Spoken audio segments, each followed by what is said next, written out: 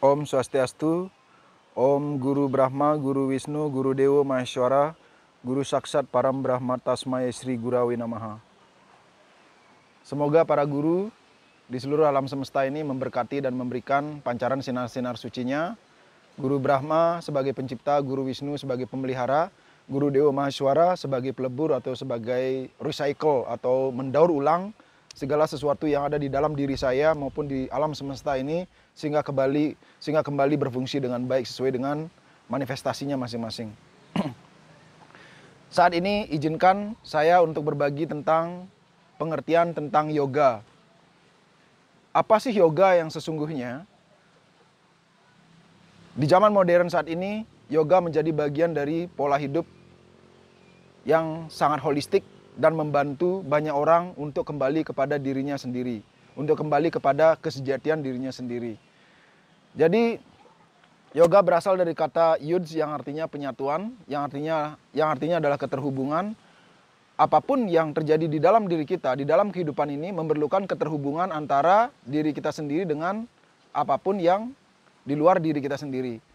Nah, di dalam ajaran yoga memang di sini disebutkan bahwa banyak sekali hal-hal yang memang harus didefinisikan dengan tepat. Nah, yang pertama, keterhubungan itu harus terjadi di dalam diri kita sendiri.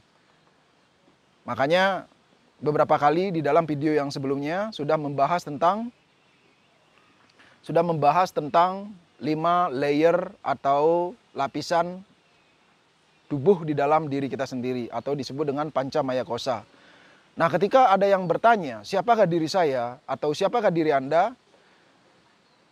Jawabannya akan berbeda-beda. Mungkin profesinya yang disebut, mungkin namanya yang disebut, mungkin orang tuanya yang disebut, mungkin terahnya yang disebut, atau mungkin bangsanya yang disebut, atau negaranya yang disebut, dan lain sebagainya. Tapi bukan itu yang saya maksud siapa diri saya. Yang saya maksud di sini adalah tentang 5 layer yang sudah saya kupas sebelumnya. Jadi kalau misalnya ada yang bertanya bahwa siapa diri saya atau siapa diri Anda, yang dijawab hanyalah roh atau sang suci atau Atman di dalam diri kita, berarti tubuh ini tidak dianggap dong. Berarti pikiran tidak dianggap dong. Berarti emosional tidak dianggap dong. Berarti semua pengalaman proses kehidupan itu tidak dianggap. Nah, menurut saya, siapa diri saya dan siapa diri Anda adalah wholeness. Keseluruhan di dalam diri Anda.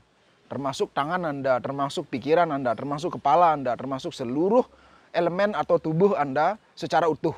Dan di dalamnya ada emosional, ada energi, ada pikiran, ada pengalaman-pengalaman yang membentuk sebuah kebijaksanaan di dalamnya.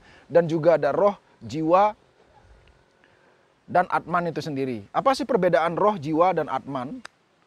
Roh dan Atman itu adalah energi suci atau cahaya yang merupakan gempilan atau percikan yang terkecil dari ide Sang Hyang Widi Wasa atau Tuhan Yang Maha Kuasa.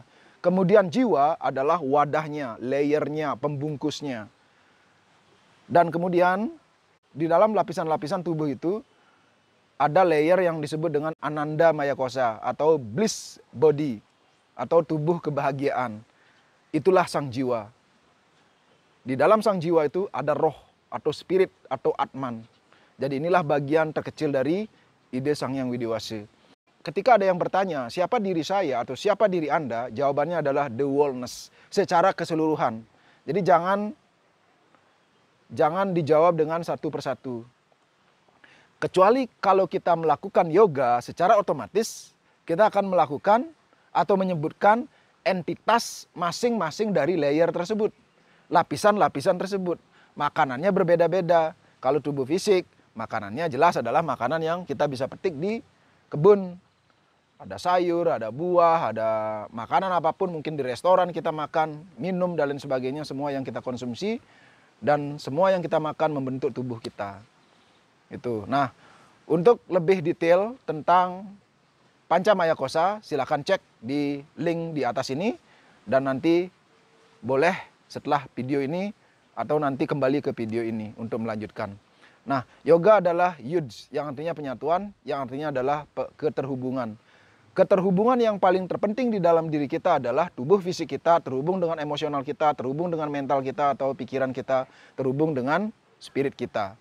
Nah, jadi keterhubungan ini sudah terbangun, barulah kita akan mampu menjalin keterhubungan yang jauh lebih holistik, yang jauh lebih baik, yang jauh lebih membahagiakan dengan lingkungan kita, atau nature, atau alam di sekitar kita.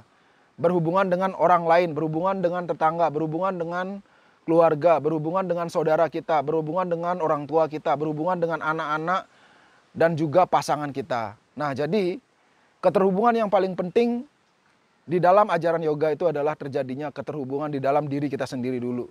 Kita harus mampu menerima diri kita sendiri. Kita harus mampu memahami siapa diri kita sendiri. Kita harus mampu mengkoneksikan dari tubuh yang di luar sampai yang ke dalam, menemukan sang diri sejati, barulah kita mampu merasakan kebahagiaan yang holistik itu dari dalam. Ketika kita mampu merasakan dan menghadirkan kebahagiaan yang holistik itu dari dalam, barulah kita akan mampu menjalin keterhubungan yang secara holistik pula dengan orang lain. Gitu. Dan setelah itu barulah kita mampu membangun keterhubungan dengan Tuhan. Keterhubungan dengan Tuhan tidak akan pernah terjadi kalau misalnya Anda gagal atau saya gagal membangun keterhubungan itu dengan diri sejati yang ada di dalam. Jadi itu sebagai syarat yang paling utama untuk mampu berketerhubungan dengan orang lain atau sesuatu di luar diri kita. Itulah yang diajarkan di dalam ajaran yoga. Nah, yoga itu ada 4. Ada Jnana yoga, ada karma yoga, ada bhakti yoga, ada raja yoga atau dhyana yoga. Keempat itu ketika berproses, ketika teraplikasikan, ia akan menyatu menjadi budi yoga. Menjadi kesadaran, yoga dalam kesadaran. Nah, jadi jangan sampai dibingungkan karena ajaran yoga begitu luasnya dan meditasi adalah bagian dari ajaran yoga itu sendiri. Asana yoga atau yoga asana yang banyak ada di studio-studio yoga seperti menggerakkan tubuh dengan asana, ada tadasana, ada pranayama, itu bagian dari yoga. Itu 10-20%-nya dari yoga. Nah, jadi jangan sampai kita salah mengartikan hanya baru menaikkan tangan atau misalnya melakukan tadasana atau melakukan sirsasana atau melakukan wajrasana atau padmasana atau pos-pos tertentu sudah menganggap itu yoga secara keseluruhan. Nah, jadi jangan sampai ada salah persepsi di situ sehingga kita harus memahami yoga yang sesungguhnya. Kita harus memahami pengertian dan definisi yoga secara utuh. Nah, kemudian di dalam ajaran yoga sejarahnya sudah terjadi 5.000 tahun lalu yang awalnya di dalam Upanishad dan di saat ini semua yoga di seluruh dunia selalu menjadikan dasar atau pegangan yaitu Yoga Sutra Patanjali.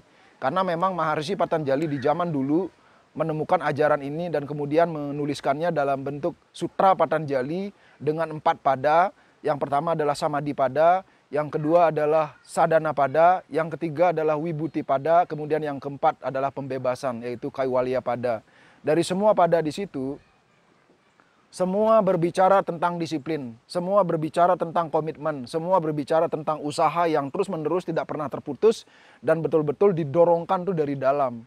Dan bahkan di situ mengupas tentang pikiran, tentang hambatan-hambatan, tentang kemalasan, tentang ego, kemudian kemarahan. Bahkan yoga mampu mencapai kesidian atau kesaktian. Tapi di dalam Yoga Sutra Patanjali, tujuan dari yoga bukanlah untuk mencapai kesaktian. Bukan untuk menjadikan diri itu menjadi sakti. Tapi itu hanyalah efek samping. Tapi yang terpenting adalah keterhubungan. Manunggaling kaula lan gusti. Manunggaling kaula lan gusti. Dan memang begitu ajaran yoga. Jadi semua ini harapan saya, semua masyarakat memahami tentang yoga bukan hanya sekedar di atas yoga mat dengan jungkir baliknya. Itu sangat minim. Itu bagian kecil dari yoga. Tidak masalah, semua ada step-stepnya. Makanya di dalam Yoga Sutra Patanjali dari 4 pada tersebut dibahas yang disebut dengan Astanga Yoga. Yang disebut dengan Astanga Yoga itu adalah 8 tahapan yoga.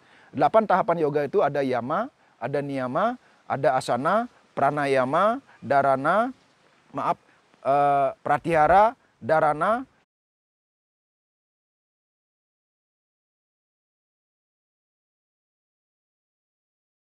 dan kemudian samadhi. Nah, jadi dari 8 tahapan tersebut harus dilalui, harus ditekuni sehingga kita menemukan kesuksesan atau pencapaian yoga itu sendiri. Nah, jadi banyak sekali dan ajaran yoga begitu luasnya. Jadi jangan sampai kita salah mempersepsikan tentang yoga. Dan kemudian yoga di zaman modern ini. Yoga di zaman modern ini. Nah, jadi 4 pada itu akan dibahas pada video yang berikutnya, lebih detail lagi masing-masing pada, dan juga Astanga Yoga itu juga akan dibahas pada video yang selanjutnya. Yoga di zaman modern saat ini, begitu banyak style-style yoga studio yang mengajarkan untuk kesehatan, keseimbangan, dan well-being lainnya. Karena memang yoga itu berbicara tentang well-being, berbicara tentang way of life, berbicara tentang bagaimana menjaga hidup kita itu selaras, seimbang, flexibility, dan semakin strong menghadapi berbagai macam kehidupan. Karena dalam hidup ini selalu mengalami suka, duka, lara, dan pati. Suka, duka, lara, pati. Sukanya cuma satu. Duka, lara, ben pati. Jadi itulah perjalanan hidup kita. Kita tidak terlepas dari yang namanya berbagai macam persoalan. Sehingga suka, duka, lara, pati itu akan dibahas dalam video yang berikutnya. Akan lebih dikupas lagi apa makna, arti, dan filosofi dari suka, duka, lara, pati. Jadi itu pengertian dari yoga.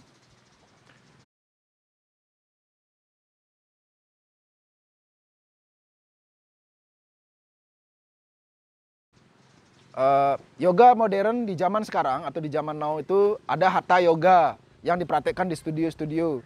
Ada vinyasa yoga, ada astanga yoga, ada yin yoga, ada prenatal yoga untuk ibu hamil, ada postnatal yoga untuk ibu yang baru melahirkan, ada kid yoga, ada yoga nidra, yoga tidur. Kemudian ada power yoga, itu lebih banyak gerak untuk membangun kekuatan tubuh. Itu. Kemudian ada Bikram yoga, ada Iyengar yoga, ada yoga-yoga yang lain, dan mungkin di masa depan nanti akan muncul berbagai macam yoga.